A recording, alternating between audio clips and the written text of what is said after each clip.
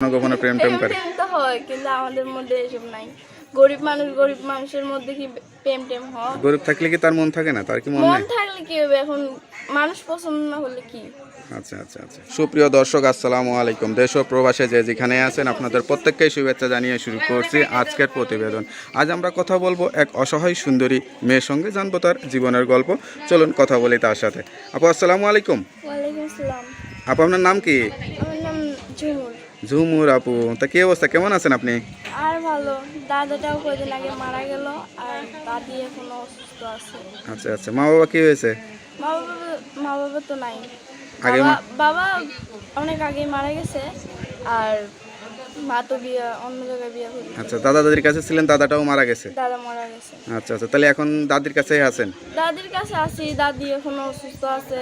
আচ্ছা। চিকিৎসা করতে পারতেছি না, তাও বাসায় কাজ করি, যে বাড়ি কাজ করি বেশি টাকা দেয় না এখন, মানে বেশি টাকা দেয় না, হয়তো 300-200 এভাবে দেয়। এভাবে সংসার চলে না তো। তাই আজ ভিডিওর সামনে আসছেন আসলে কি বলার জন্য?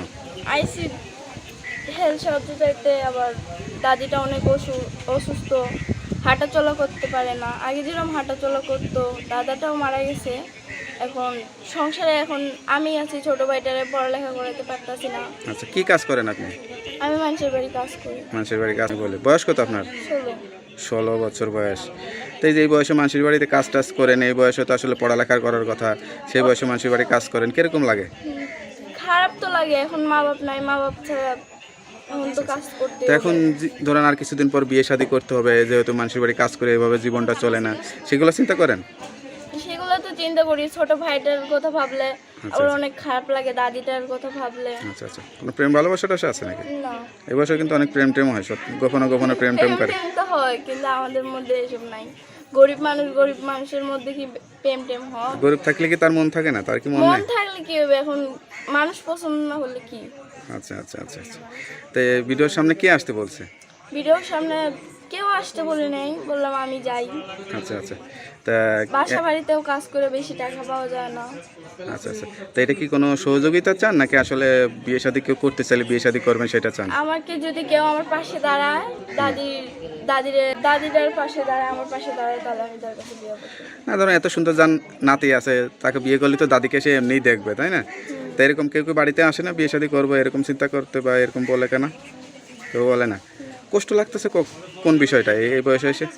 কষ্ট লাগতেছে সব থেকে, আমার দাদাটা মারা গেছে, তার মধ্যে আমার ভাইটার পড়ালেখা করাতে পারতেছি না, এর জন্য। এটাই বেশি কষ্ট লাগতেছে? আচ্ছা আচ্ছা, তা আপনারা এখন ঠিকানা কোথায় আপনাদের? আমার ঠিকানা সাভার বাসাপুরা। আর কোনো ইচ্ছা করে না একটু গান টান শেখা, নাচ টাচ করা, এরকম ইচ্ছা করেন? নামাজ পড়তাম, হ্যাঁ।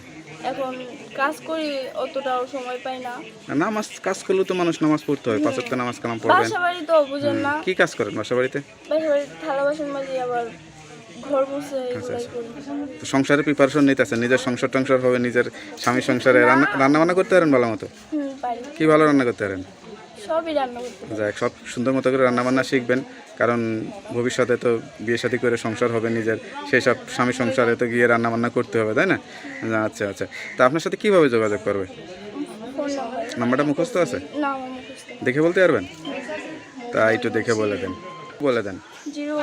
01 95 95 9 36 36 23 0 6। নাম্বারটা খোলা থাকে তো? খোলা। যাই, নাম্বারটা খোলা রাখবেন, আর এই কষ্টের কথাগুলো আল্লাহর কাছে বলবেন, আল্লাহ দেখবেন কোনো না কোনো উসিলায় আপনার কষ্টটা দূর করে দেবে। ঠিক আছে আপু, তো ভালো থাকেন, দোয়া করে। আসসালামু আলাইকুম।